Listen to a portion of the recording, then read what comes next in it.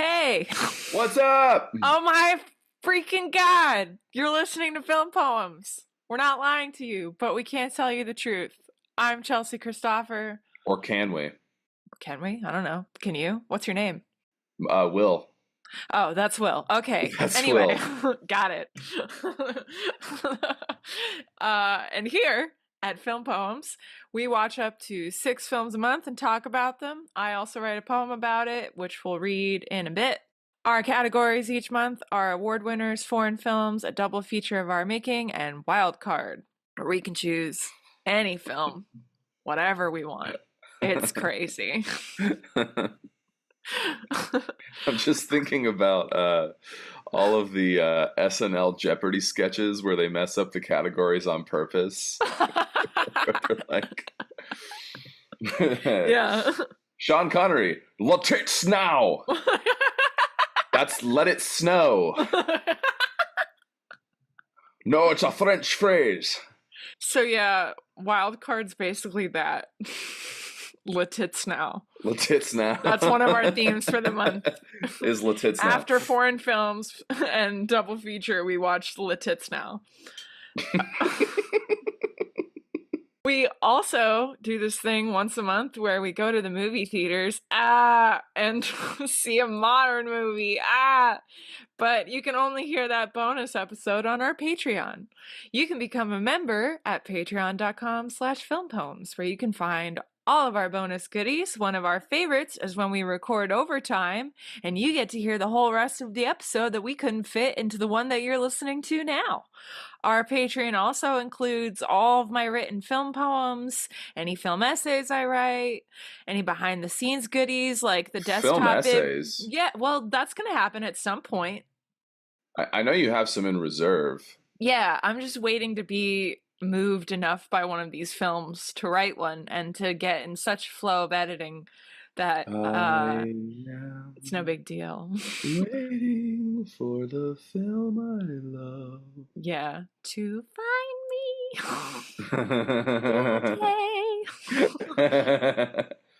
You think Rachel Ziegler is gonna sing the song in that little cherub voice? I think so. I don't Is that the new Snow White? I don't know. I think the new Snow White is why we are doing this podcast. That's a really great segue into this episode. So double feature. Yeah, double feature. Before we get into it, just last thing I want to mention is you should follow us on Instagram so that you can see all of the films that we're going to watch the rest of the month and next month ahead of time, ahead of everyone else, so that you can watch along with us. You can follow me at Chelsea Christopher. You can follow Will at William _ you know what, just read it. I don't know, just follow Chelsea. me. Just follow Chelsea. Maybe the podcast needs its own Instagram page. Yeah, that's a good idea. I think maybe we'll move towards that. I don't know why. Because I remember you suggested it and I was like, whatever. Well, I don't think it's good to start with that because you want to bring your people over, but like we can work up to that. Speaking of bringing your people over, we got our first patron, which is great. Okay, it's my bud Luke. Thanks, Luke. Thanks, Luke. Love you, Luke. You're the man, bro. We want more people in the chat room to hang out with Luke and us, so come on Luke on is lonely. Luke is lonely. Luke is very lonely. Please come hang out with Luke. Like, if you're living a sad life, you need to be with Luke because he's going to enrich it. That's just... He truly will. He's enriched my life so much. He'll surely enrich yours. Yeah, yes. Thanks, Luke. Indeed. Thank you. Luca, thank you. Luca, grazie, Luca. Yeah, so welcome to Yoga for Artistic Taste. Welcome to Film Church. We're your Muppets. I like it. That's what we should say. Welcome to Film Church. We're your Muppets. Yeah. Okay, and now this Muppet is going to read the poem for the double feature. Well, hold on. We should at least announce what we watched. Oh, shit. Yeah. We watched, our double feature was A Bronx Tale, directed by Robert De Niro. Yeah. Bobby. Super cool. Bobby. And Rocco and His Brothers, directed by Luchino Visconti. I'm Italian. It's fine. It's not dead air. We're doing the hands. I have the hands in the air. Yeah, so the air's not dead. It's hand air. We don't do dead things here. It's very alive. It's very alive. Okay, are you ready for an alive poem? Yeah. Okay. All right. This was inspired by the cocktail that appeared in my mind from watching both of these films. Dirty girl. You tell me there's an open sky far off from fields of green, and I say I'll go with you there to see just what you mean. Did you anticipate my coming, or was the trek to be alone? You never belonged where you came from, but to me you hum of home. Why do I keep these phrases rhyming when I can see it plain as day? There's a chime in your heart you will persist to follow. You love another way. Ghosts linger in the alleys you have walked, so I suppose there's reason to flee. You are looking for the rainbow spot beneath a different tree. I know my words don't hold much sway when your ear is pressed to free, but I never wanted to wither out without you missing me. Why do I keep these phrases rhyming when I can see it plain as day? There's a chime in your heart you will persist to follow. You love another way. Oh, for the love of God. I know I keep these phrases rhyming. I'm going to stop that now. I don't need rhymes to tell me the truth of this. It needs no melody, no sing-song play to soothe me into remembering. You have looked behind you once or twice. More than that, listen to me bray. You have looked behind you at me. You have taken my hand with pride. You do not wander, you smile, and you're always the first to say, there's a chime in our hearts we must persist to follow. Come on, let's go. This is the way. Oh, I love it. Thank you. I love you. I love it. Yeah. Oh God. I mean, it's like I could listen to that one over and over. That really is great. The little paths of life that we follow, isn't it? Yeah. Yeah. I can tell you really like that one because your eyes are all shiny and you're doing Right. that thing where you're smirking and thinking. I'm just, I was just like bowled over. Oh, wow. Yeah. Well, do you have anything else you want to say right now, or shall You we want to talk about it? You want to talk about the share? poem? Yeah, share. I don't really like to talk about the poems. I would rather leave them a mystery. It's a poem podcast. No, it's a film podcast that just includes a poem. I see. Okay. All right. It's called Film Poems. Well, the films in themselves are also poems, and the words That's that we true. weave in our conversation about said films is also a poem. Well, we'll And talk about it in overtime. Yeah, okay, sure, fine. All right. If I Okay. am feeling like revealing the All mystery. right. Okay, that's good. We'll see how I feel in an hour and a half when we get there. Okay. That sounds good. That sounds good. Okay. So I guess we should do brief synopsis for both films. I'm going to keep them super brief because it's a double feature. Just look it up. It's great. If you're listening to the episode, you know you're going to be spoiled. So, like, what do you need the synopsis for? We want to spoil you. Yeah. You're our favorite. We're like your grandparents. Yeah, let us spend money on you. Let us buy you goodies. Yeah, there you go. Yeah, buy them treats. Yeah. Okay. Yeah. What, you want to do a quick synopsis? Bronx Tale. Yeah, Bronx Tale. Is it it's a coming of age? Yeah. Yeah. They're both technically coming of age stories. They are both coming of age stories. Bronx Tale is more of like a classic coming of age story. Well, it ends nicely. It ends nicely, but it also starts younger. Rocco and his brothers, they go into manhood. Right. Yeah. So Bronx Tale is the story of a young boy who has two fathers. Not literally, but yeah. His rich dad and his poor dad. Yeah, it's Rich Dad Poor Dad. It's very similar right. It's very similar to Rich Dad Poor Dad, and it's pretty clear that this kid is very special. He's a golden child in a lot of ways. He kind of just brings joy everywhere he goes. Everyone likes him. He's lucky, which we can talk about, and he has this ability to just bring prosperity everywhere he goes. So he's just kind of this golden, innocent child, and unfortunately he's being raised in a very corrupt environment. And so A Bronx Tale is really about how Robert De Niro's character is protecting this young kid from corruption, and the question is whether or not that succeeds. Yeah, and I would argue that his second father, the mob boss Sonny, Chaz, the man who wrote the film. I mean, Chaz Palminteri like wrote a one-man show, and I forget if it went on Broadway or not, but it was definitely off Broadway.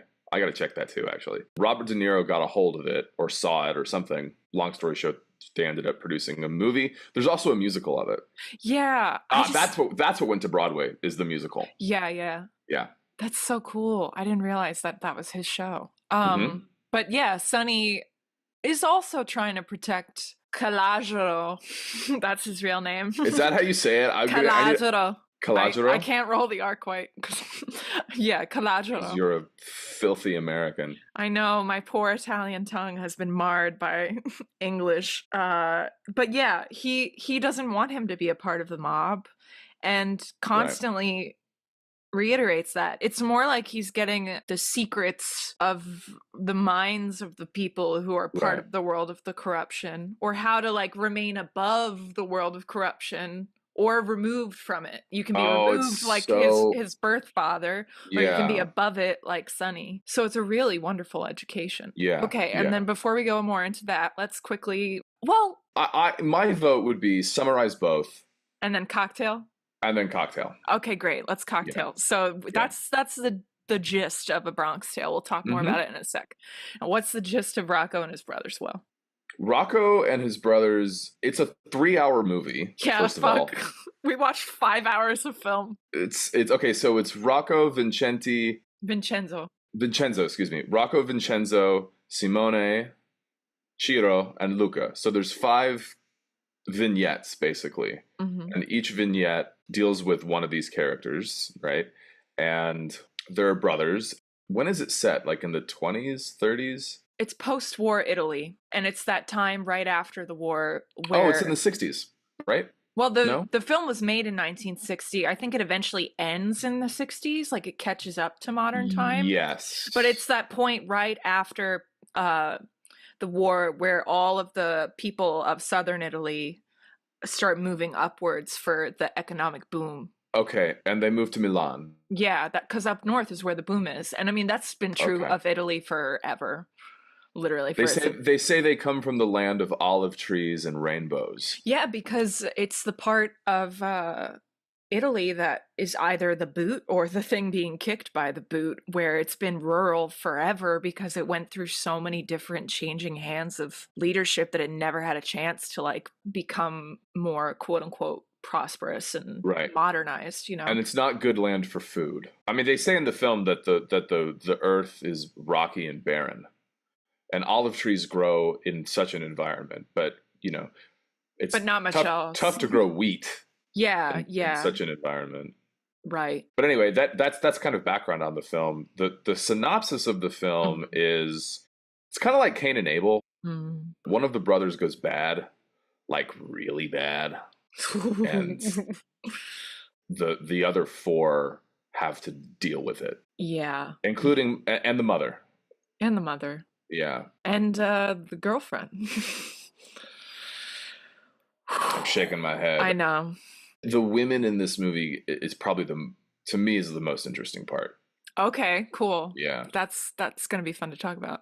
Yeah, and it just treks the time that they arrive in Milan and their attempts to survive in this hyper urban environment with this like old world poverty mindset. Right. And one of the boys is a boxer and loses interest in it. And so then 2 of the younger brothers become boxers themselves. One does very poorly and one does quite well.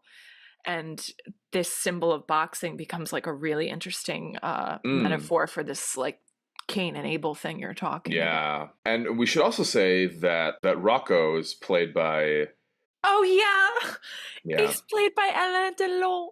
And Alain Delon died this week. It was so sad. Oh my God. He literally died like the day before I was going to watch the movie. So let's like dedicate this to the memory of Alain. Pour one out for Alain. Yeah. I love him so much. Yeah, I'm not going to pour it out, but I'm metaphorically pouring it out. Yeah, I love him. I adore him. I absolutely adore him. Okay, so I guess we can start the cocktail now.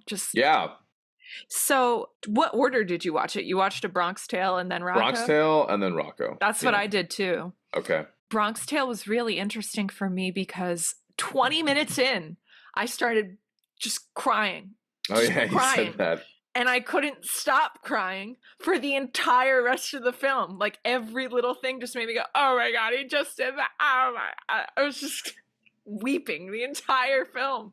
Do you know what caused that? Like, what was the moment? You said 20 minutes in. What do you remember? What happened? Yeah, it was a really simple moment. It was when De Niro was like talking to his son in the kitchen about when he's about to go outside and be questioned by the cops about which guy shot the guy in Oh front of the yeah, house.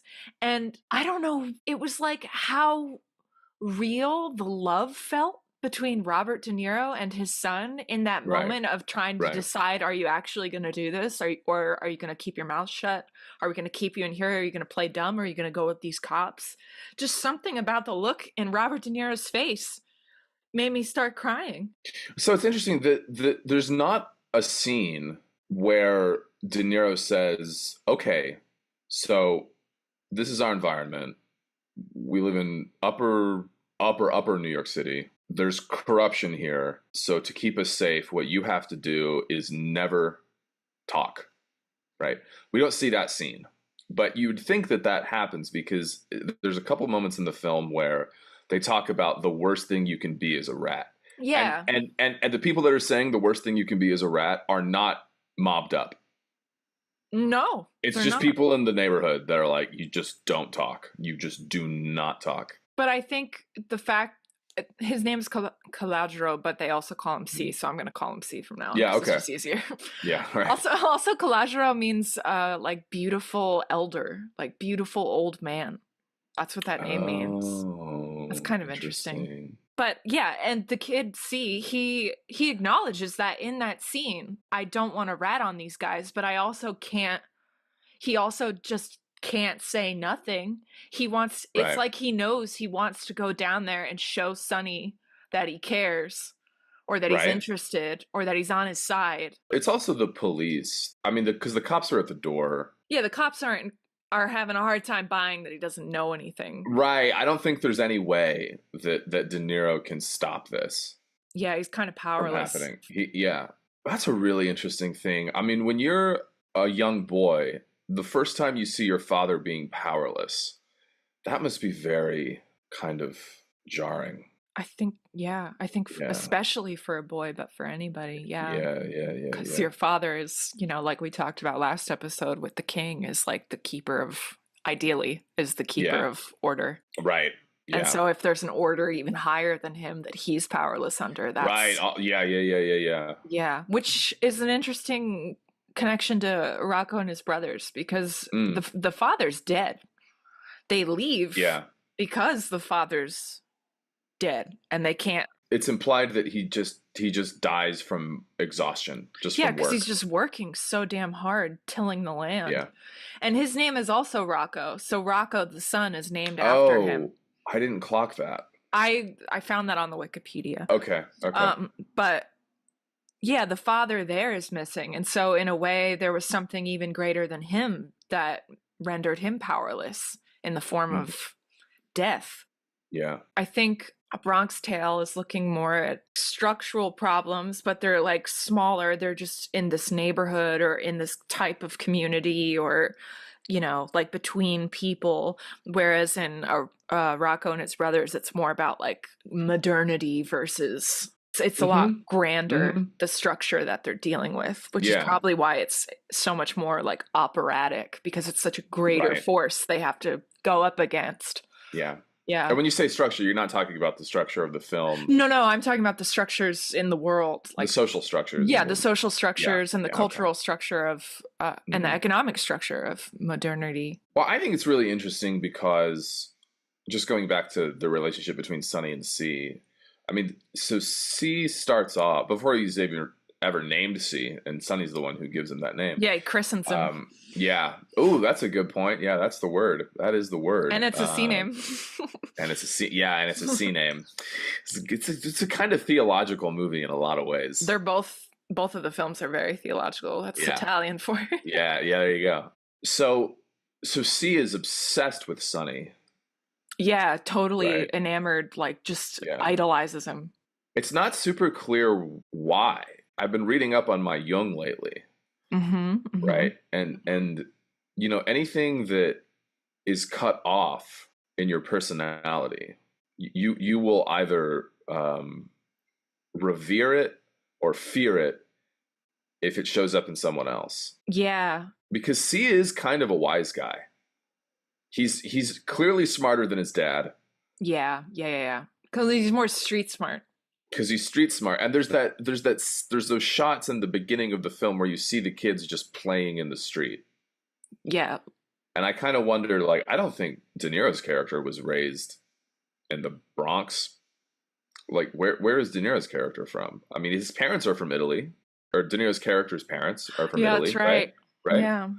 So have they always been in that area? That's a good question. The heritage that De Niro would have had when he was C's age was the old world. But also the mob, because Oh yeah, I mean, sure. that's who came over. That's who came over, right? Yeah, is yeah. the Southern Italian Americans who were too poor and wanted, you know.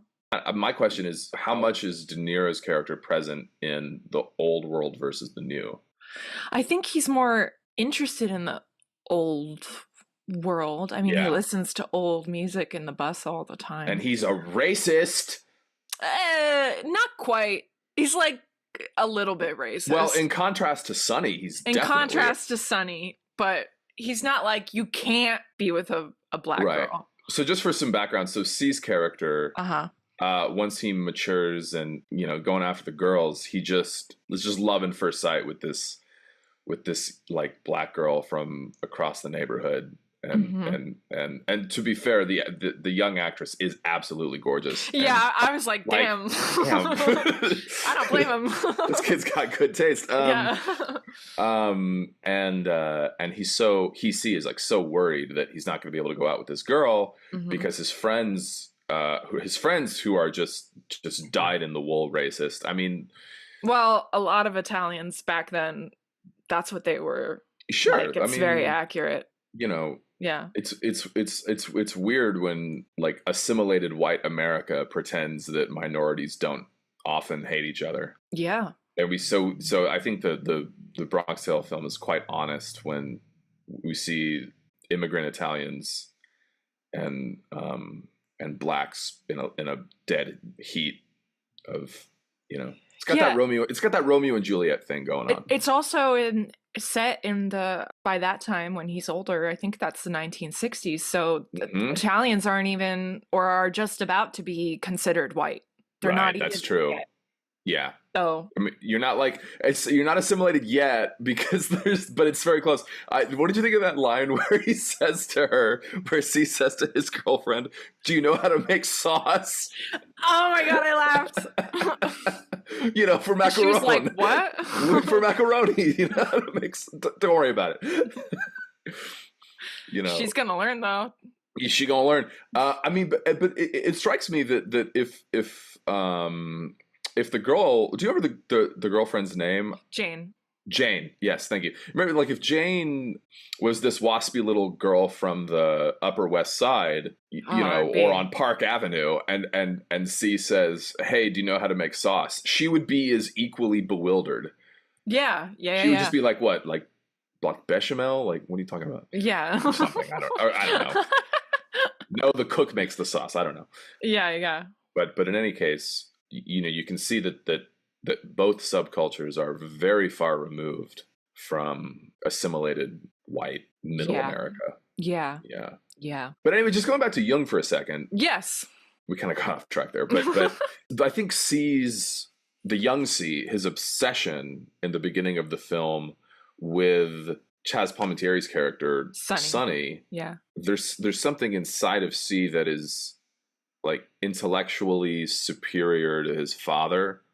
And he sees that in Sonny, and I think C just has to have it because he's obsessed. Yeah, it's also, Sonny represents, if we're talking about Jung, like the thing that C feels is missing in his father, which could be the king or the warrior. I think it's the trickster. Yeah, if we want to get into more subtle archetypes, I think it's the trickster. I think it's a magician. Yeah. That kind of fits in the narrative structure of the film because it's not clear whether Sonny is the adversary in the film or is the mentor. Yeah, so he could be like a kind of shadowy magician. Yeah. Yeah, that makes sense. And his father more clearly displays like things like the lover, Yeah. which C also has, but what's starting to emerge in him and has been emerging in him since he was little is this other part of him that Sonny represents. So he has to go experience both. I mean, Sonny keeps telling him throughout the film, get two educations. Yeah. And he means school in the street, but it's Right. really get an education from me and get an education from your father. That's right. Yep. Yeah. Yeah. Oh, it's so good. Yeah, it was great. So good. Such a good movie. The thing I wanted to say about it is that it's like a really simple, elegant morality tale. It's truly like a fable, a tale. Yeah. There's a few other things I want to say about that. But the first thing is, you know, if I had seen this movie a long time ago, I probably would have just been like, okay, cool. It's just like a little story about, you know. Why? Because it's so simple. And that in the past probably would have seemed like a fault rather than a feature.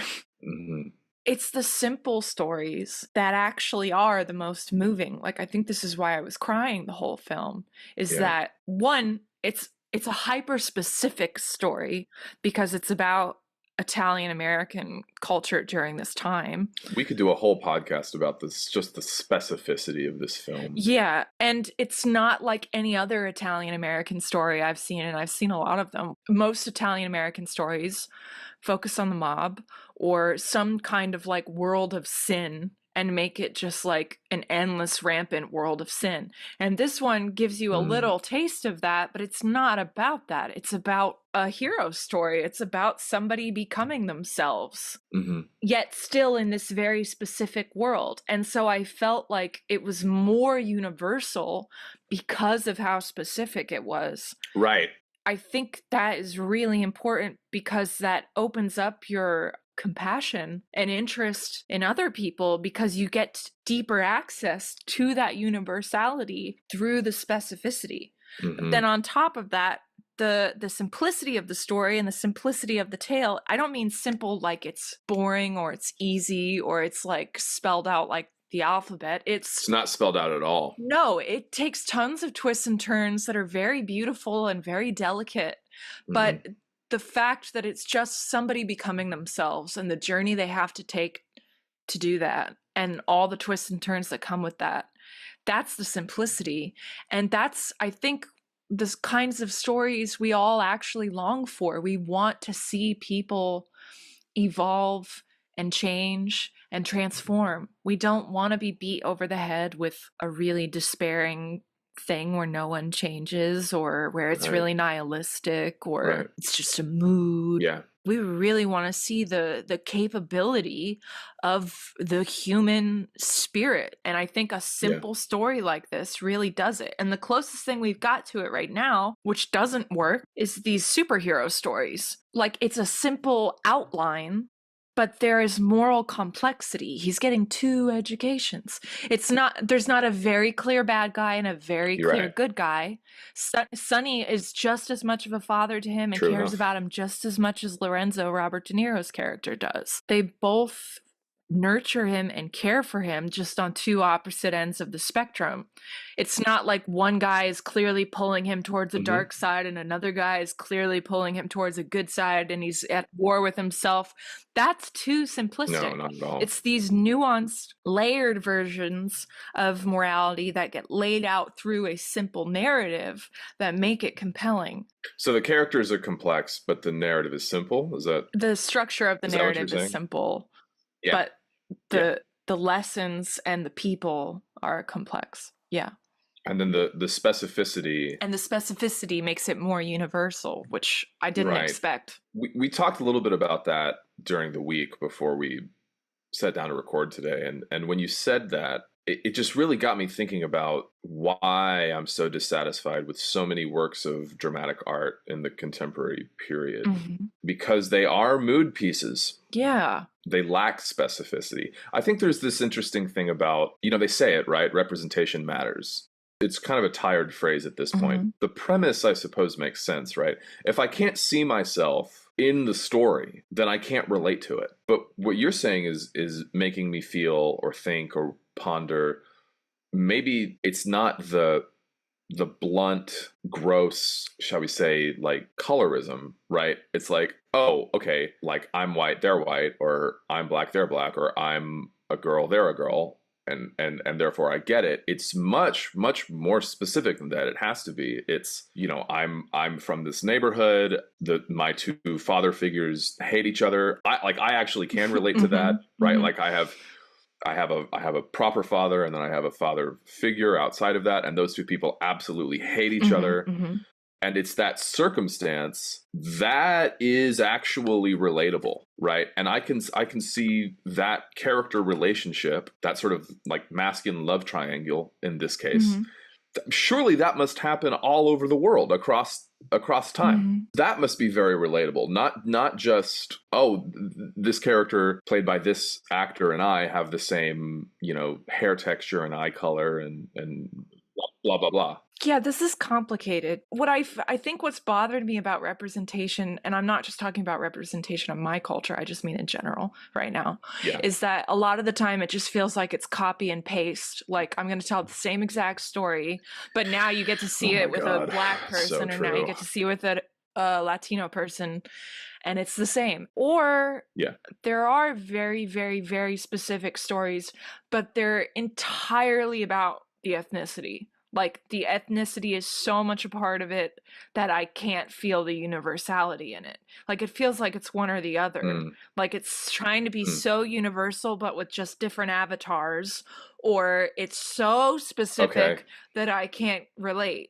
And I felt like this film, this was like the first time I felt like the balance was like perfectly struck. And I love The Sopranos. Like The Sopranos is fucking great show on television. So but good. So good. But that's for other reasons. Like this was just specific enough that I felt like I was somewhere very, very, very particular, not just Italian American, but Italian American in New York, in the Bronx, in this spot with these people.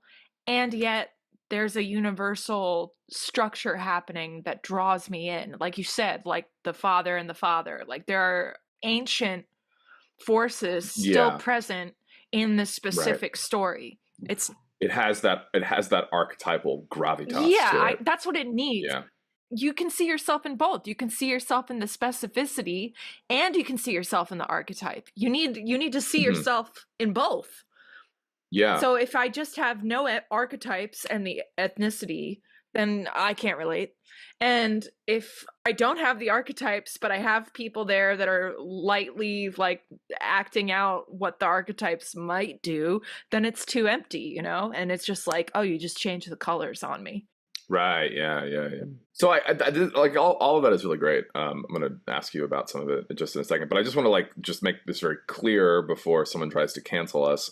Clearly representation matters. Oh, yeah. But what the tired phrase is indicating is to me is something that August Wilson talks about in his essay The Ground on Which I Stand, is that like colorblind casting isn't good enough. Yeah, that's what I'm saying.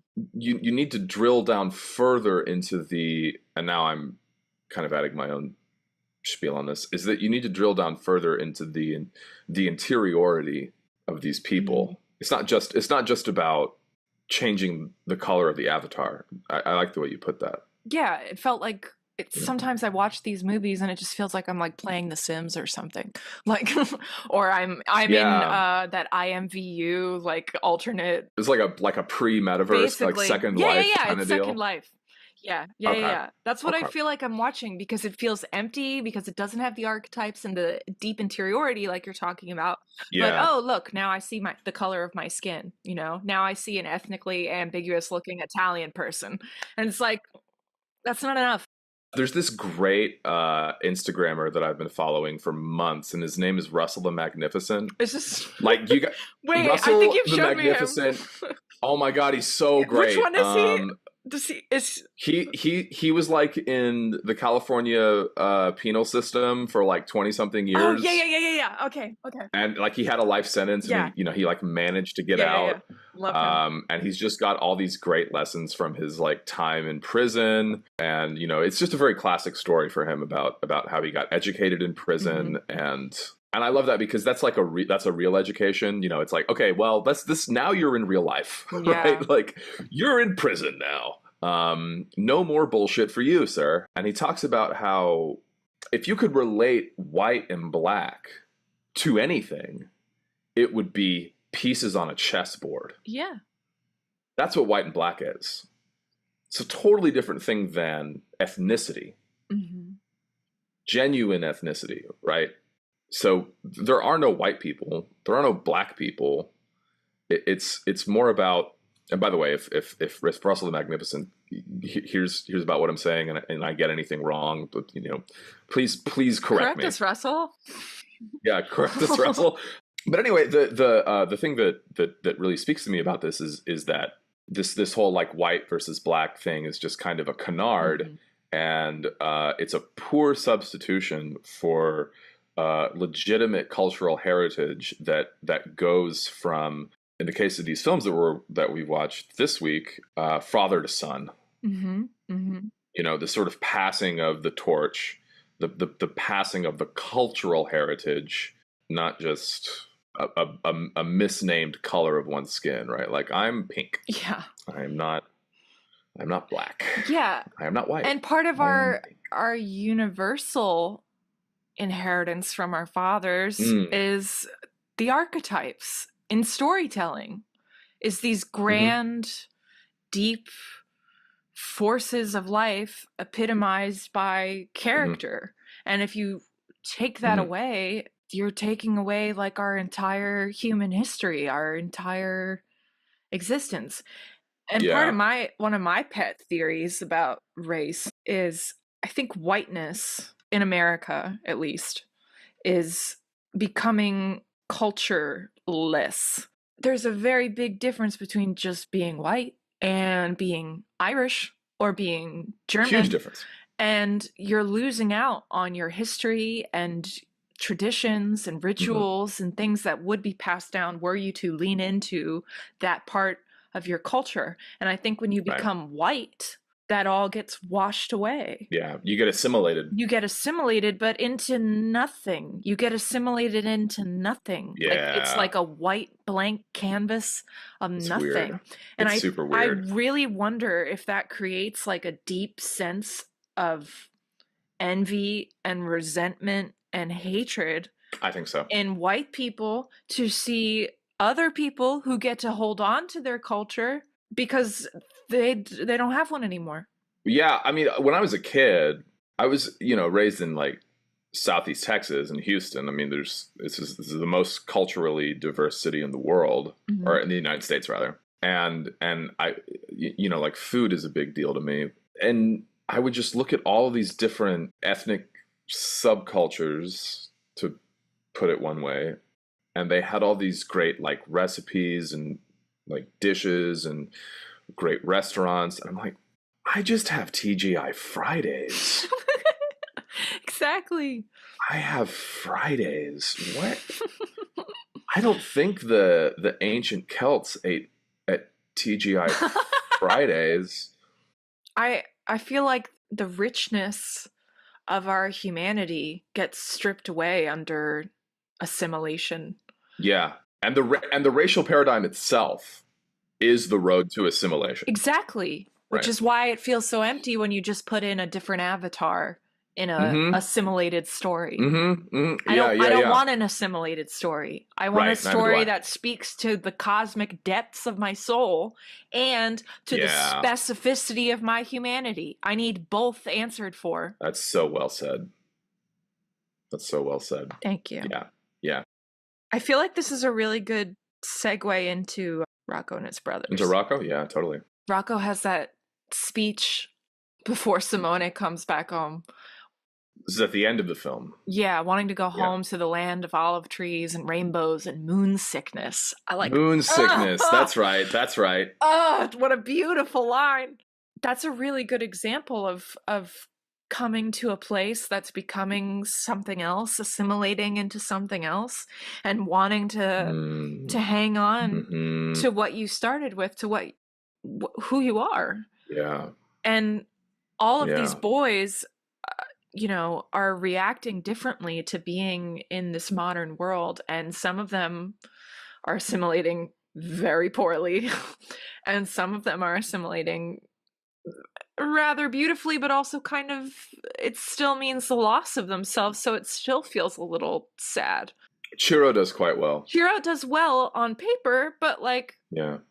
there's still something in his heart that doesn't get to be expressed, There's this line that Simone has that's reminding me of, where Simone accuses Chiro of playing the boss. Yeah. Because Chiro's the one who catches on pretty quick that Simone needs to go. Yeah, he describes him as a weed that needs to be rooted out. Yeah, and he is. He talks about it like he's farming, like he's still in the old country. That's a good point. But it's like, it's true. Like, Simone is rot. He is the family rot. Mm-hmm.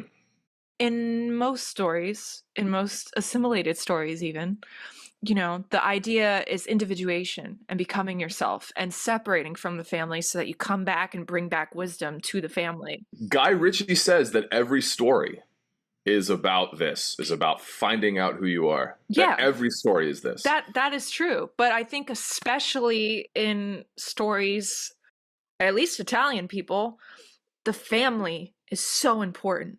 It's so important that you almost begin a new struggle in this journey of individuation and becoming yourself, because now you're not just separating from the family and becoming yourself, but who you become is deeply influencing the family, and whether or not there will be family unity, whether or not you'll continue to be a part of the family, because family lasts forever with Italian people. Like, that's blood. It's so deep. Sangue. Yeah, when she gets the blood in her hands. Like, Rocco, he wants to go back to his old life. All he really cares about is family unity. Because when he's talking to Chiro about his life back there, and Chiro's like, we would only have despair back there if we went back home. Rocco's like, but at least we'd be close. To bolster that observation, when they find out what Simone has done, which is murder in cold blood, this poor woman. This woman named Nadia, who he's been obsessed with the entire film. Oh, I have so many thoughts. Nadia.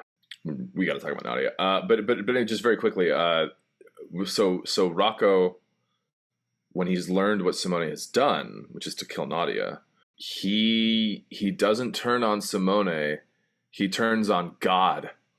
Yeah. We've lost the grace of God. God isn't with us anymore. God's abandoned us. Yeah. Yeah. Gorns. They did the Gorns! They did the Gorns! They did the fucking Gorns! I've never seen anyone do the Gorns in a fucking movie or a show about Italian people. They did the Gorns. I don't even know if I can talk about the Gorns. Like, I don't know. I don't think I'm supposed to talk about them. I don't think. You're gonna have to look them up, guys. Look them up. The Gorns. It's wild that they used it, though. I know. That was so shocking. It's kind of like saying Macbeth backstage, just 10,000 times worse. And it actually results in results, like serious results. Can. No, it does. I've seen it. I've seen it. I know. Yeah. I've never done it, but I know. I don't suggest starting now. I can't. I'm not 100% Italian. Only 100% Italians can do it. I know is that how it works? That's what I found out actually recently. I believe it. I know how to do it. I was taught, but I don't think I actually can. You were taught? Like, did they sit you down? My grandma taught me, because she's 100%. If grandma taught you, then you could probably do I know, but I'm not 100%, and that's what they say, so I don't know. But if grandma gave it to you, surely that's a pass, well, this right? could be like Hot D. Like, will the dragons respond to Valyrian blood, or like, can anyone do it? I don't know. Sorry, I brought up Hot D. Will's very upset now. I'm sad now. Well, we're already talking about a sad film, so you know.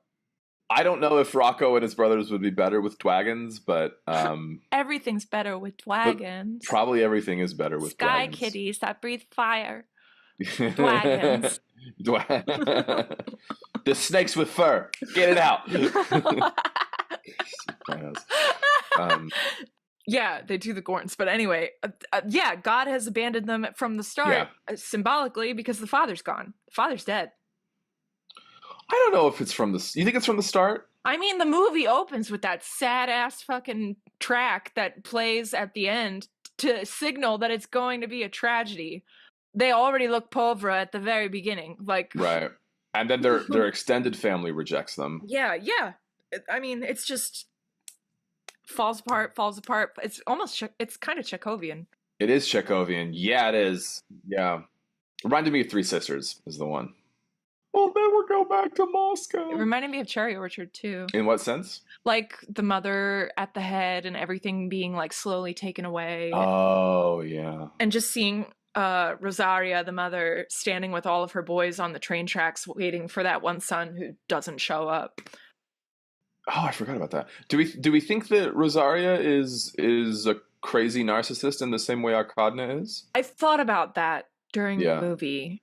It's hard to tell. I don't think so, but you know, I think she's a really good example of family unity versus individuation, because she has that speech later in Chiro's chapter where she talks to him about her father, the father, and how the father died 1,000 times working in that field. That's right. And how all she wanted to do was touch the sky.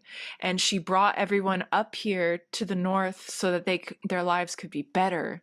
And people were finally treating her with respect and calling her ma'am, which that sounds a little narcissistic, but she's a person too. She has her own dreams.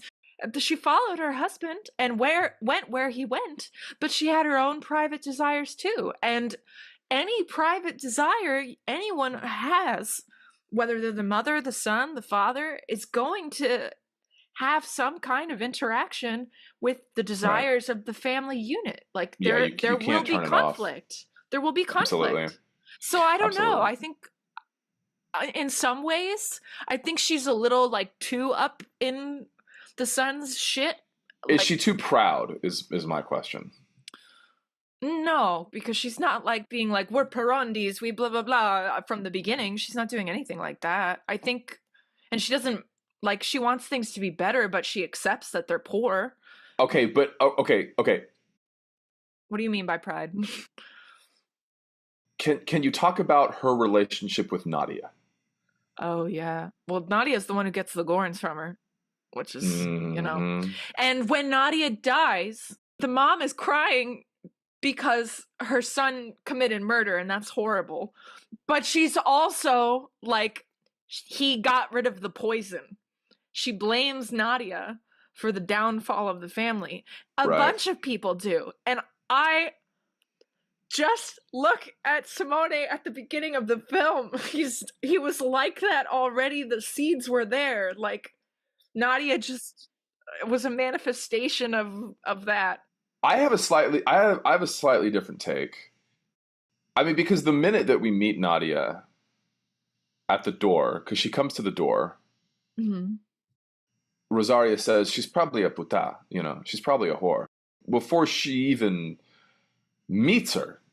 Yeah, because she's got that, you know, cat-like, I'm gonna drink your milk air. Yeah, she does. Is that a kind of prejudice that then shuts... Because Simone's in love with her, regardless. Yeah. Do you think that the mother not approving of Nadia from the beginning is what cuts Simone off from the family? Or do you think that Simone was like that, or do you think it's both? I think it's probably both. It doesn't help that the mother doesn't approve. What would have happened, do you think? I mean, it's speculative, but what do you think would have happened if she had, if Rosaria had approved of Nadia? This is maybe where the pride comes in.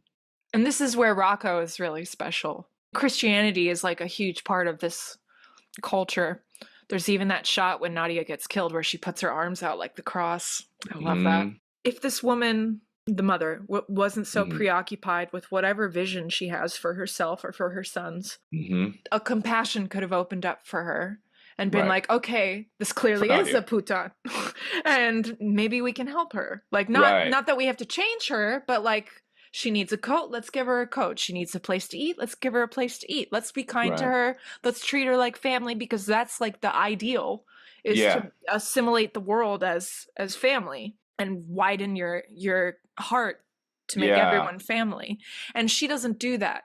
That's the duality of the theme of family with Italians, I find personally, is Mm. like, how Mm. are we going to stay our little insular tribe and not let anyone in, and we only love our family and we'll do anything for our family? Or can we really uphold this Christian philosophy of love one another, everyone is Right. family? And that goes right back to Bronx Tale Yeah, exactly. when C is asking his father about, I got this friend who's into this black girl. What should I tell him? And Yeah. De Niro's like, people should stick with their own. He's also like, now, you know me, I'm not prejudiced, but But you should stick with your own. But Yeah. The mother is not a good teacher of compassion in this story. She's no, very hard. And I'm sure that like a life of poverty and frustration had a contributing factor there. surely. But she could have taught these boys this in embodying it herself. The fact that the father isn't there to put things in order is also a detriment to the boys. So it's not all the mother's fault, but it definitely contributes. Simone, though, from the very beginning, Bad boy. I mean, he's lazy. He's only doing the boxing in the beginning because it's like stroking his ego a little. Yeah, very grandiose. He's very insecure and grandiose at the same time. They call him campione. Yeah, campione.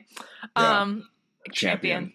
Yeah. And as soon as he starts having even a modicum of success, he starts stealing from people. He's still like being stingy. I think he blows off his boss.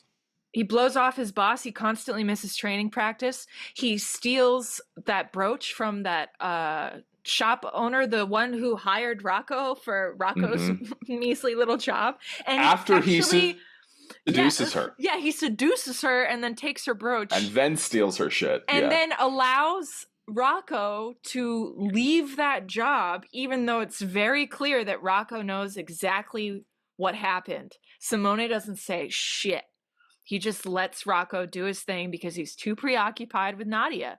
And Nadia, his romance with her is false because she's clearly not that interested in him from the get-go. And that's not because she's a prostitute. It's because she is just not that into him. And he's like love bombing her constantly, which she probably doesn't find attractive. And he's reaching for her all the time from the beginning. It takes her like exposing the theft and leaving the city to finally end the thing. She goes to prison. She goes to prison because I guess for prostitution. Probably. Yeah. And she runs into Rocco afterwards, and then her and Rocco have a relationship which is so beautiful and so great. pure, because Rocco can see who Nadia is, feel pity for her, but also accept her, and then also be like, and there's another future available to us. Like, let's. She says, oh, sorry. No, it's okay. It's okay. She says, teach me not to be afraid. Yeah. He teaches her how to not be afraid, and they have a very holy relationship because Rocco is a pure, compassionate, like Christ-like figure. Yeah. So anyone who's in his orbit is going to receive the love we all want. Right. And then Simone finds out, and he catches them together, and he beeps Nadia, or in front of Rocco. And he gets a posse to do it. Yeah, he gets the gang all together in case they all have to fight or something.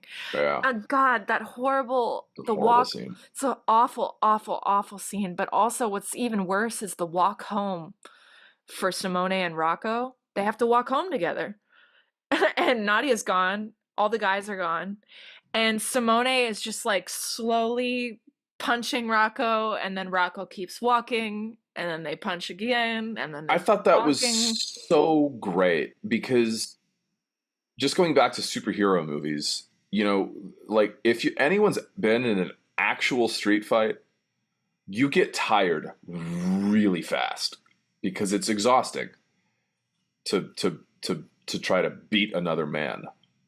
Turns out men are kind of strong, right? You can see the exhaustion in it.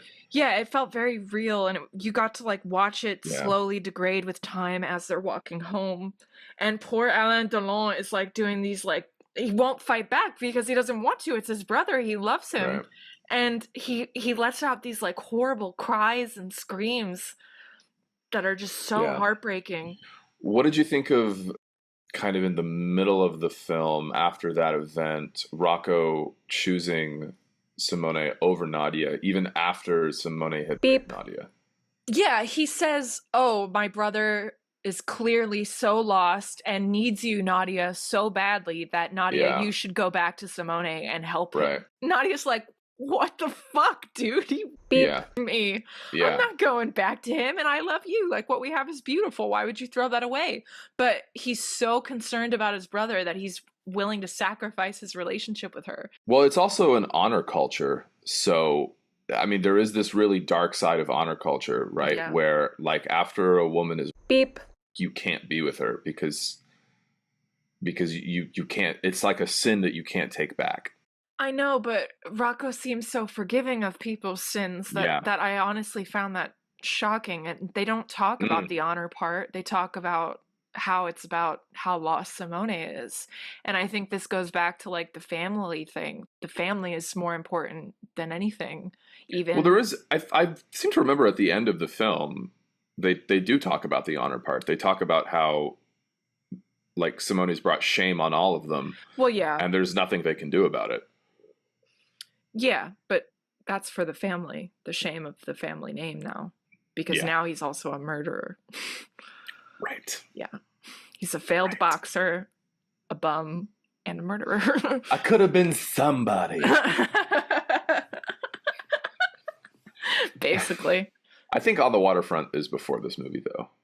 I think so. It might be 1959. This was 1960. 59. Yeah, or like 57. It's right before the 60s. Yeah. Yeah. Yeah, and then Nadia does go back to Simone, but only to destroy Simone, To destroy him. to make his downfall happen sooner. Well, there's also nothing that she can do. She has no allies, and he's just physically stronger than her. Well, she could just leave and not go back to Simone at all, but like her hatred Good point.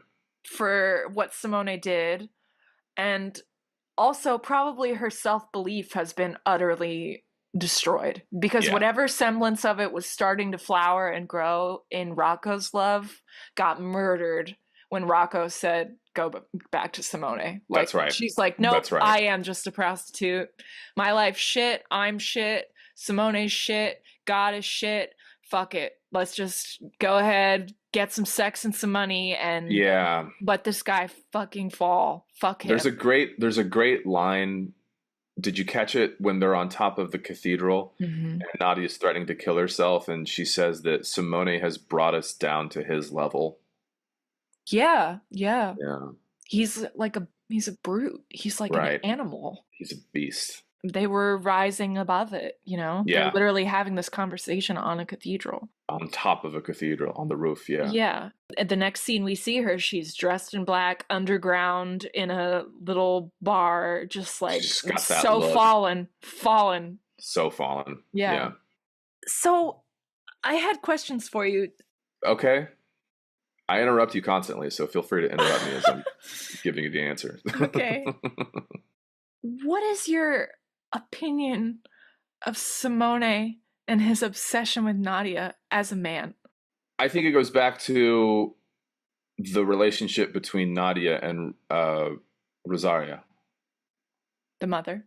Yeah. I mean, that's probably just because I've been catching up on Jung. You know, ask me in 6 months, I'll probably have a totally different I'm answer. sure you will. So, you know, men are seeking a Madonna whore, Mm-hmm. right? I don't know that Rosaria is a Madonna whore. She's kind of a Madonna. A devouring Madonna. Well, I don't know about devouring. I mean, maybe because she To refers. some Yeah, degree. actually, you're right. You're right. She is because she refers to her sons as the five fingers of her hand. Yeah. To some degree, So she's she, so devouring. to some degree, she's devouring, right? And so it could be that there's some part of like Rosaria's sexuality that is like repressed or cut off or something. Her libido, Her not libido, not maybe. literally her sexuality, but like her drive for life could be cut off. Yeah, Yeah. something in that realm. Simone might see that in Nadia, and I think Simone also wants to possess her. I know he does. He The wants to question is, I own. mean, obviously, yeah, but why? I mean, when he goes to kill her, he says he doesn't intend to kill her first. He does bring a weapon just in case, but he intends to try and get back together one more time. And his reason is that Nadia is how he can start over. That's what he says. But did he need to start over from the beginning? Had he had already fallen? Like, is that what he saw in her all along? I think there's just, there's that line from Jim Croce's Operator, like I think about the love that I thought would save me. Richard Pryor talks about this in one of his comedy sets is like when the girl of your dreams breaks your heart, this is called getting your diploma, Yeah. right? I And mean, and he's it's looking where it's for. when you yeah, go ahead. I'm sorry. You said I could No, no. interrupt you, so I'm. I did, and I said go ahead. I mean, I think a man and a woman are always looking for transcendence Sure. and some connection to God slash life. And if you're unable to find that on your own or in yourself, you will completely project that onto another person, and that's when you Definitely. start to see them in these dichotomies of Yeah. Madonna horror. And Right. I was skimming through Fire in the Belly before we started this Oh, yeah, wow. amazing book by Sam Keane for anyone who wants to read it about masculinity. And I agree with this.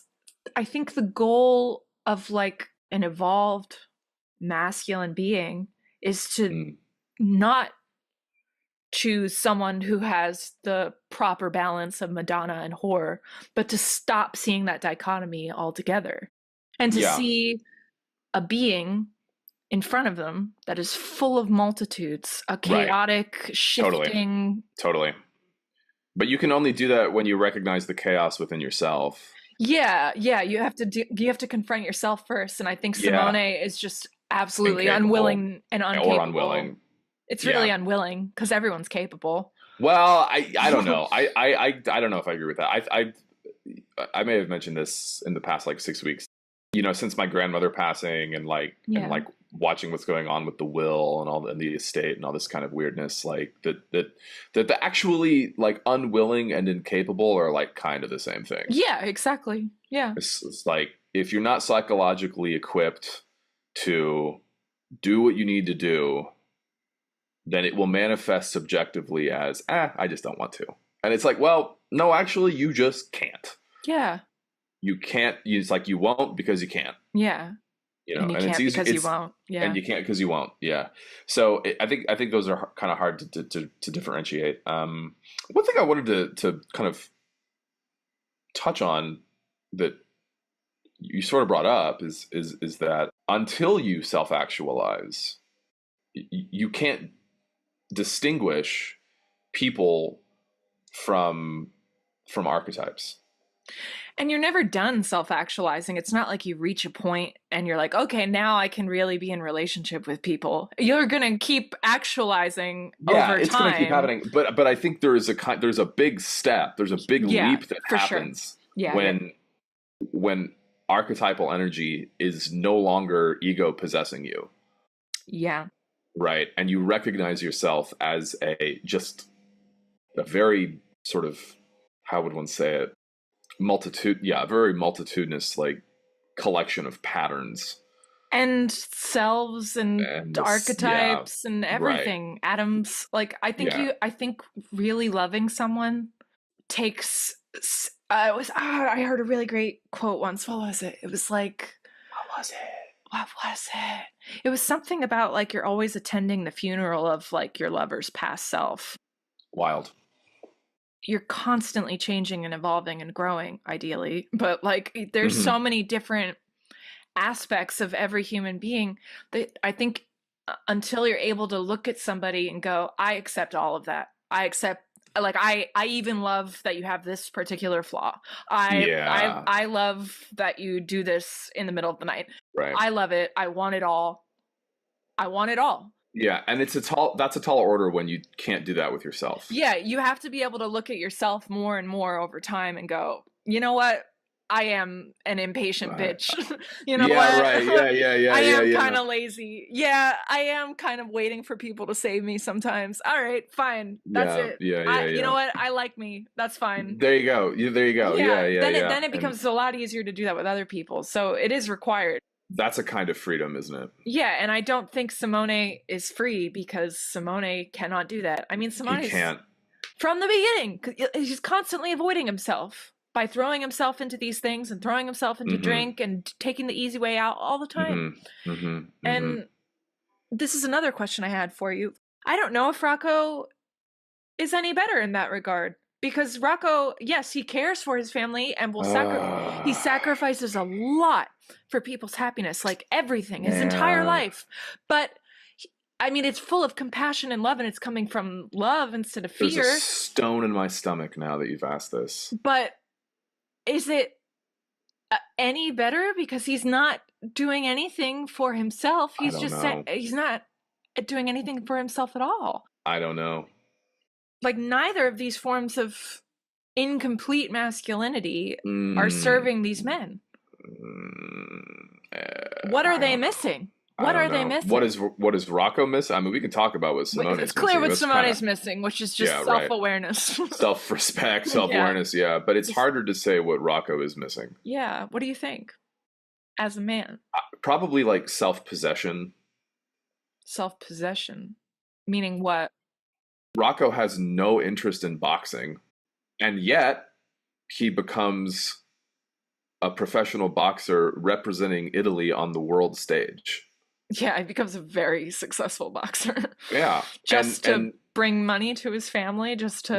No, it's to pay off Simone's debts. Yeah. He makes himself an indentured servant for 10 years. So he that's right, yeah. What he does is, like, his boss is trying to give him all this great career, and the deal is, you're going to like travel the world, you're going to be rich, yada yada yada, you're going to be famous. Simone is like 400, 500, 600,000 lira in debt. Basically what happens is that Rocco says to the manager, like, if you buy off my brother's debts, I'll just give you the next 10 years. Yeah. So to me, that's a lack of self-possession. Like, it's a lack of having a core self with boundaries, because you see at the end of the film, the posters of Rocco, and his face is not the face of the Rocco that we knew. He's hard. It's almost demonic.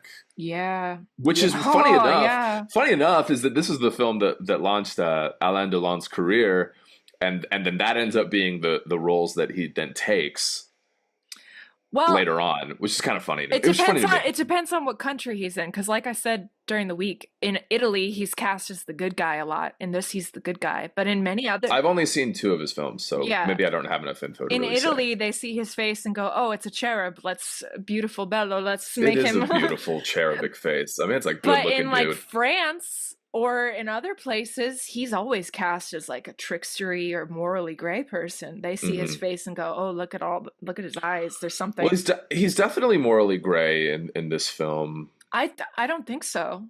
Not simultaneously gray. It's not like he does bad things and good things at the same time, but there is an arc. Well, there is an arc.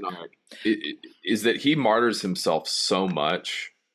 He then just, in my opinion, just absorbs the poison that he's trying to rid people of. He's like a sin eater. Yeah, that's it. He's a sin eater because he's the one who points out at the end of the film, like, we've fallen from God's grace. Yeah. We are the enemy, is what he says. I'm like, okay, basically. But what you just said, like, in biblical terms, is I'm Satan now. He goes from Christ to Satan. That begs the question, what does Rocco project onto Simone that would have him absorb Simone the way Simone tries to absorb Nadia? We were talking about how in A Bronx Tale, like, C is attracted to Sonny because Sonny possesses something that his father doesn't have or that he doesn't quite have himself. That's a What big does he question. see in Simone? I don't know. I guess it depends on what Rocco would be missing Yeah. or repressing in himself. Maybe it's that darkness, because I don't at know. at the end of his chapter, I he don't know. talks about how during the boxing, he suddenly felt this hate that he's never felt in his life. Oh, yeah, that's it. And Simone is That's it. full That's of it. hate. That's it. That's it. It's hate.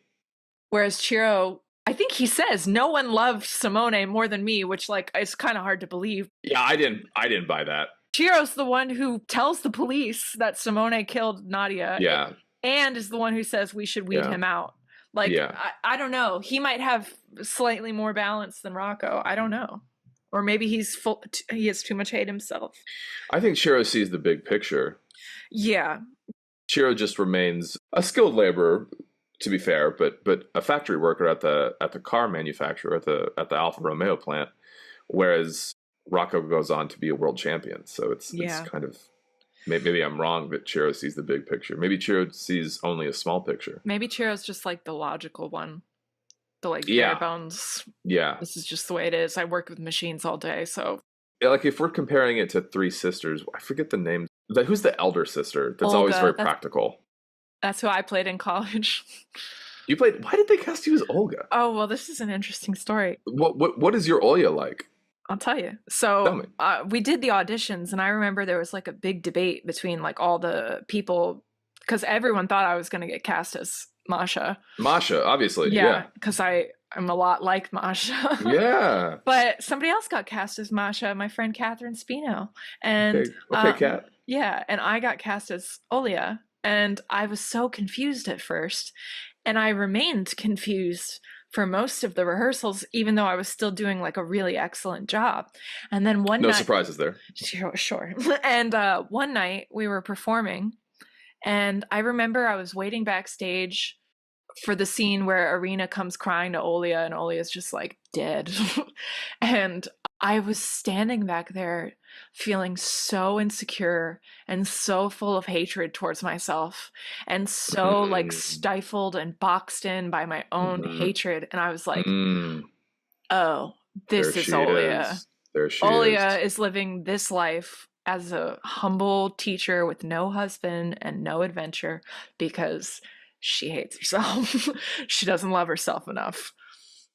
Got it. And after that, it was like, it made perfect sense why I was cast as her. Fantastic. Yeah.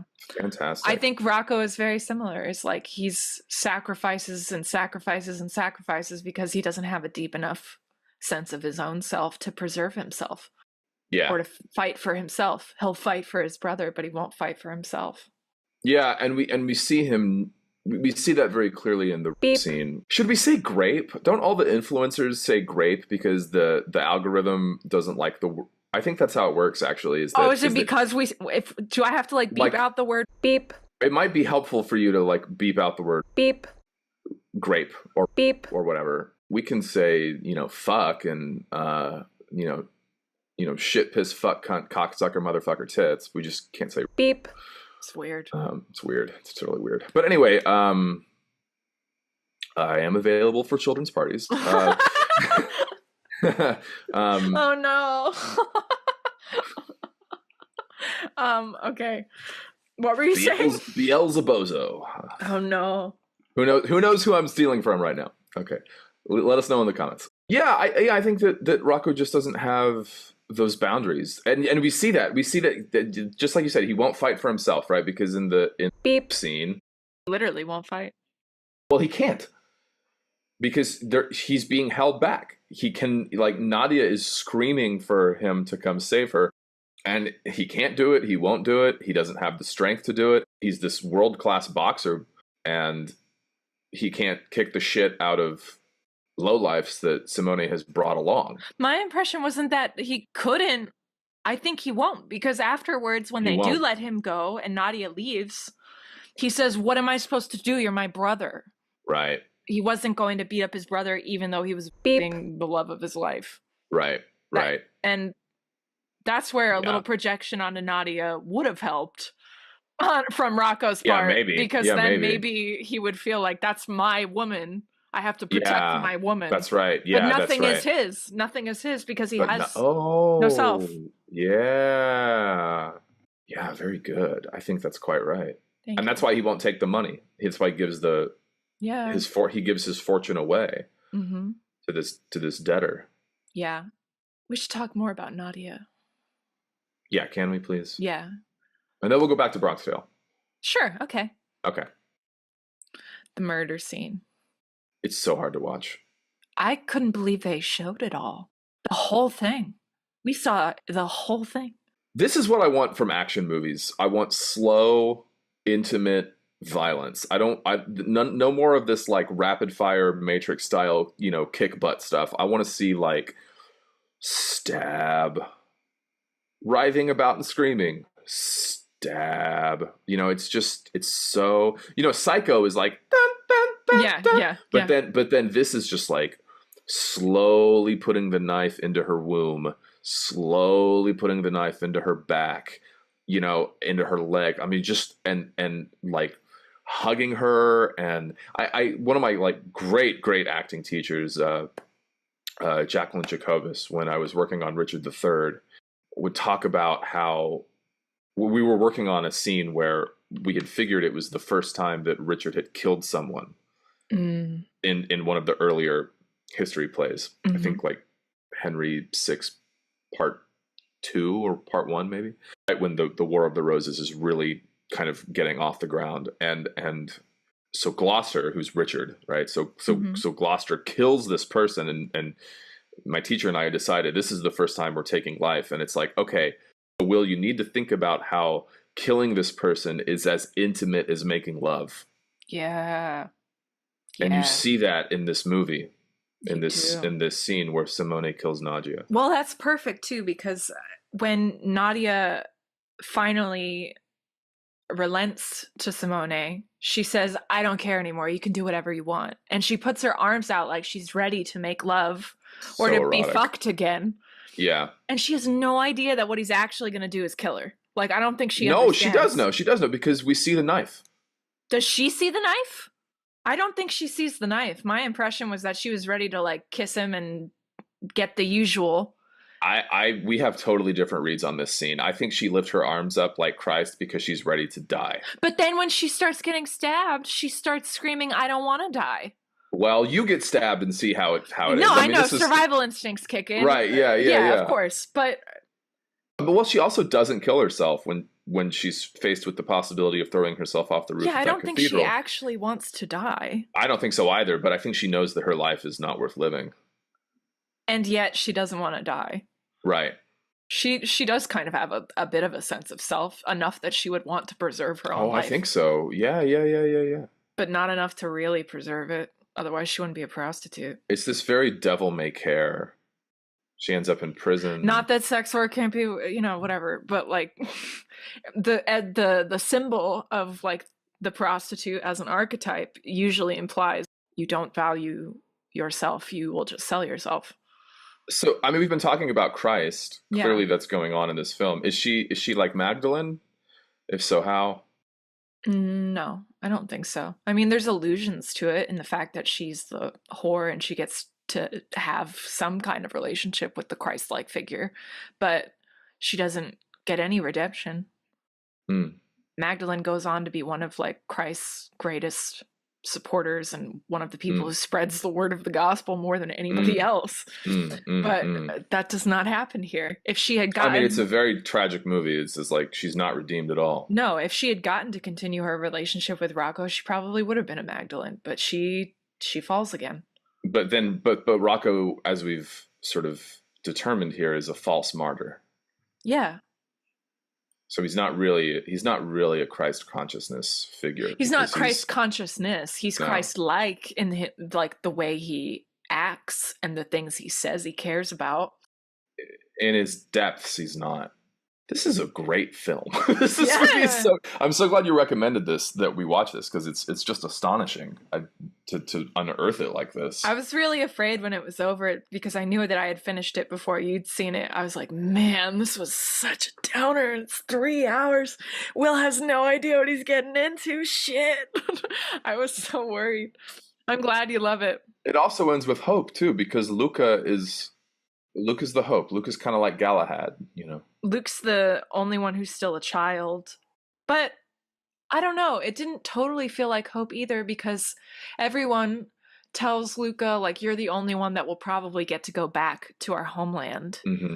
But when he goes back, what will it be? It will be different.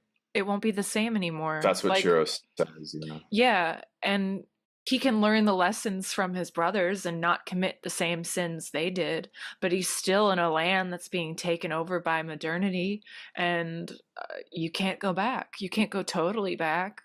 That's true. You can't return to the Garden of Eden. Yeah, I suppose you have to make the garden where you are. Yeah, so he'll have to find a new way.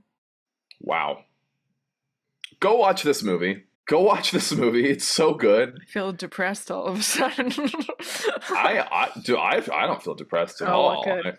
I feel invigorated to know that someone could make such a work of art. I mean, it's just incredible. It's just an incredible movie. Yeah. Yeah. Should we go back to Bronx Tale? Yeah. What else do you want to say about Bronx Tale? Well, speaking of like the child and the Christ and all of that, I really enjoyed watching Sonny, who is a man with no love. Yeah, he doesn't trust anyone. Only fear. Only fear. But not hatred, just fear. Just fear, right? Yeah. To watch him develop love for this kid. Yeah. I forget where it comes in the film, but there's just this shot where Chaz is looking at C and with almost like confusion. To me, it read like, what is this feeling that I'm having? My heart's growing 3 sizes. Yeah, right. Yeah. Yeah. From the very beginning, he treats him like a son. He basically adopts him. Especially after they're playing craps. Oh, yeah. So in the film, they're playing craps, and there's this whole sort of there's this motif in the film about luck, because there's a character, I forget the character's name, but he like someone with bad luck. But anyway, he's a loser, and the idea is that anytime he's around, you're unlucky. So Sonny, in this craps game, throws him in the bathroom along with a few other people, casts these people out and brings the kid in, and then they go 15 throws and they always win, Sonny and the kid. So I think at that point, that's kind of Sonny's portal into, I can like safely love this person because he's actually on my side. There is something about children where they're so innocent. The older people want to be around that innocence because in a sense, it can redeem them a little bit. Yeah. Which, that can get very dark. Sure. But it doesn't, fortunately, in this film. It feels like it's a divine blessing that this kid is so lucky. Right. Not that I could take advantage of this, but... Which he does. He does, but it's more like what you said, where it's, oh, there's something special about this person. When we're together, we're simpatico.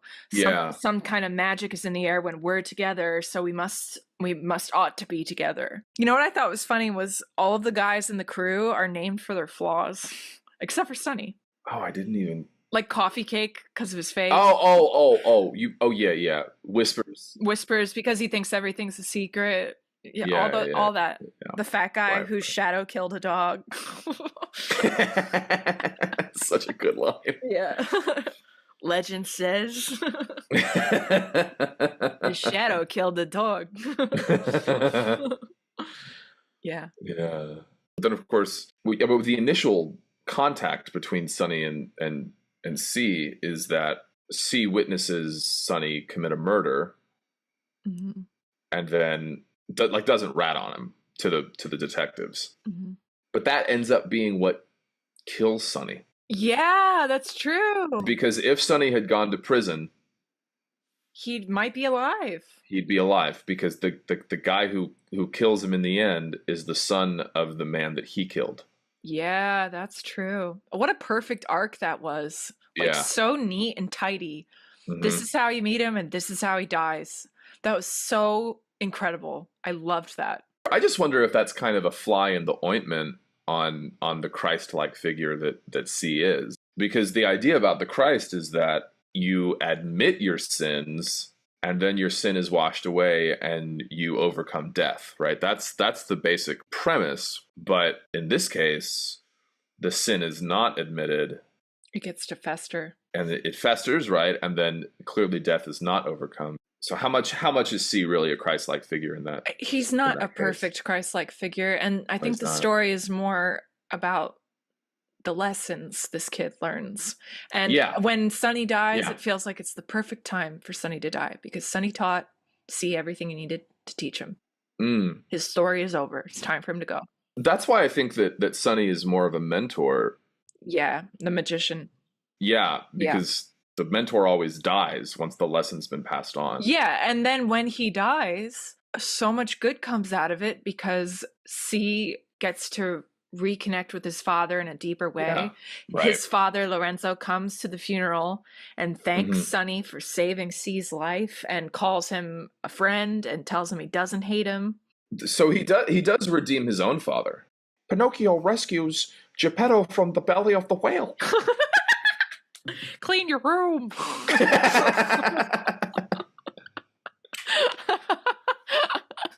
And then Carmine, Joe Pesci, shows up. So the best cameo of all time. Oh my god, so good. I was like, no fucking way. That's perfect.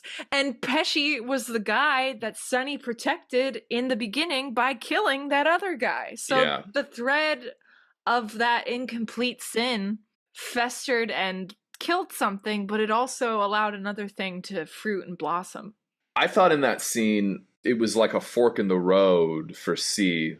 Yeah, that too. His father's there, and then Joe Pesci, who's the actual boss. Yeah, the real boss. Yeah. They say in the film that Sonny's a boss now after some time, Uh-huh. but you kind of get the sense that Joe Pesci had been in prison, and he's like the real Don, and then the underboss is Sonny. But since Joe Pesci's in prison, he's acting boss basically.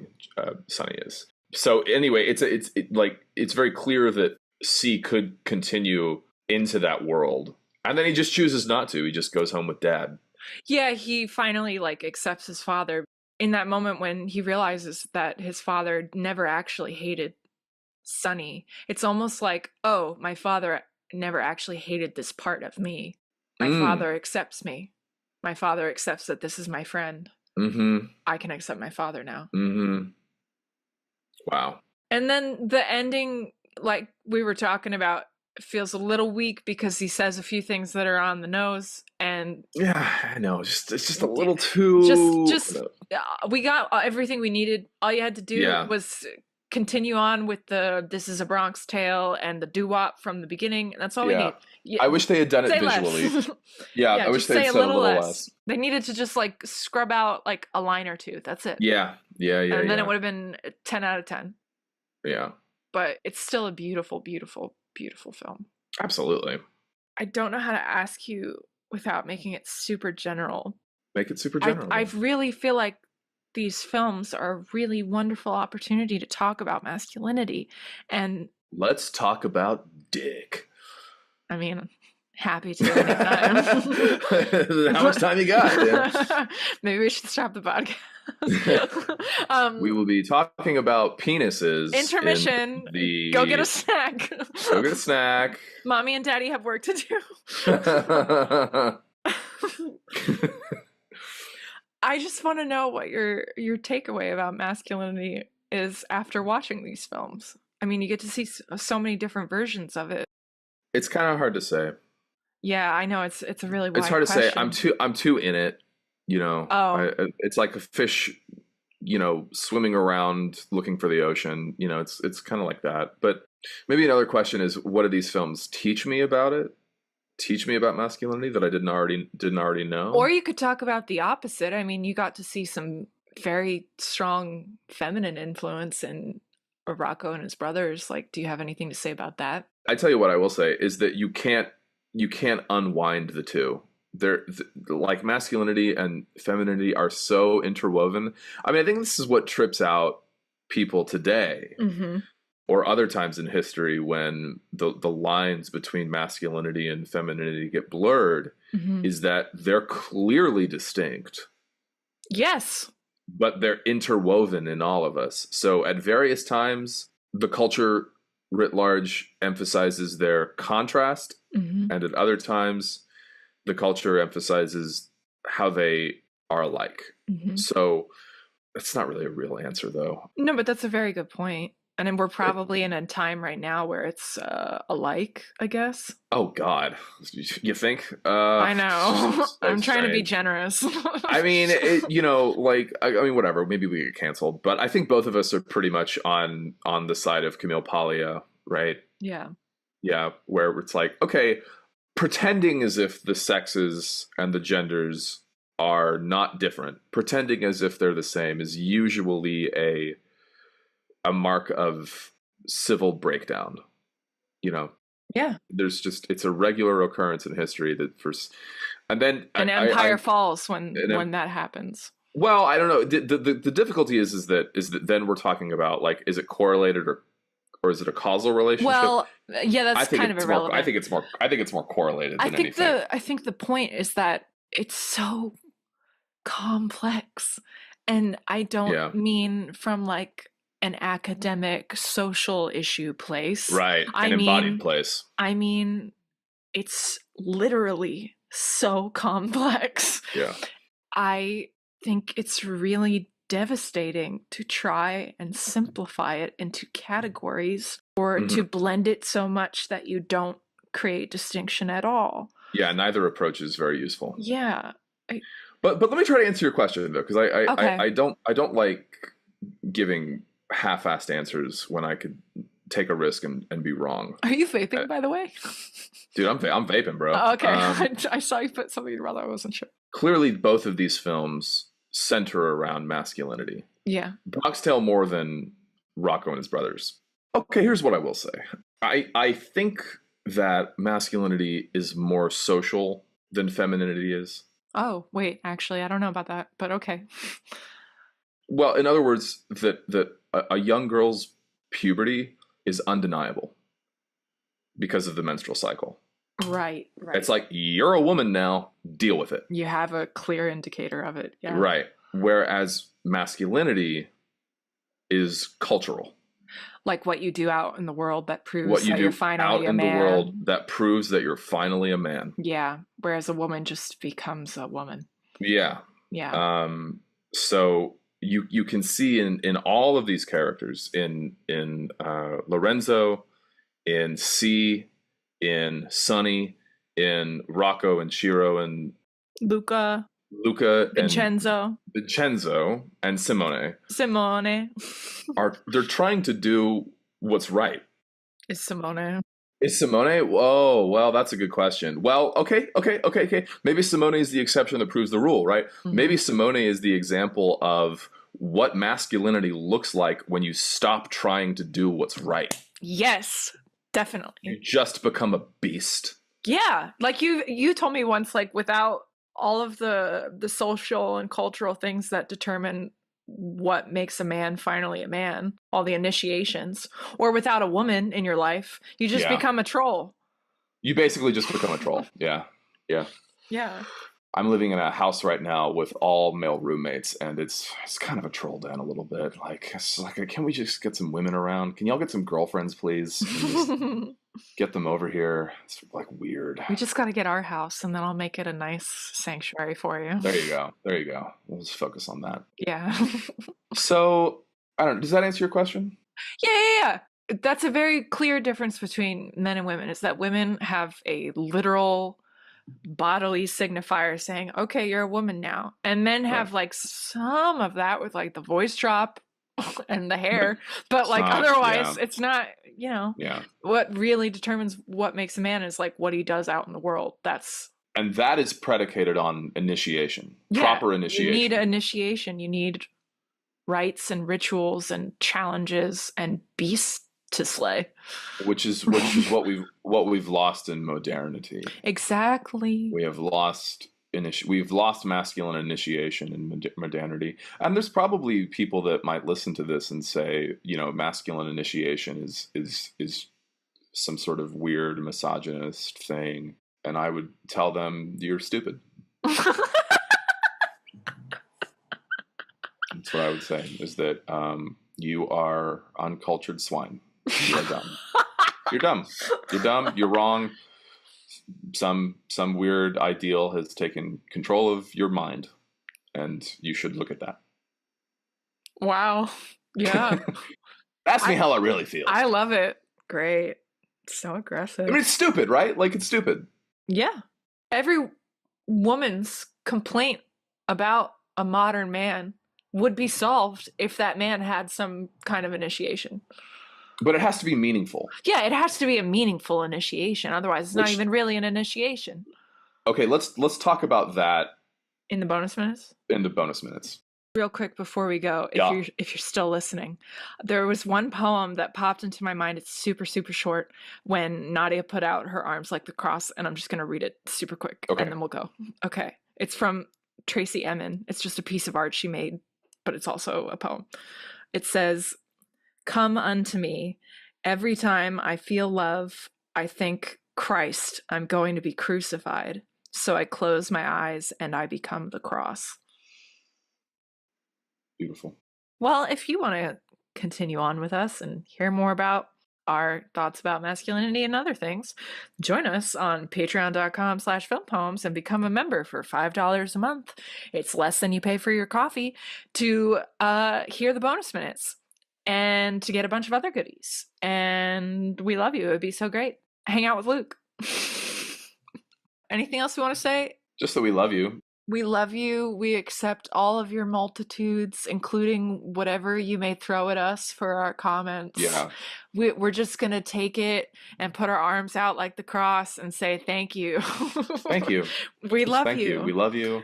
We accept you. We love you. We believe that you too can have a aesthetic life. Yes, we want you to feel alive and beautiful and awake and connected to your body and connected to life and connected to the world. And these films will help you do that. Absolutely.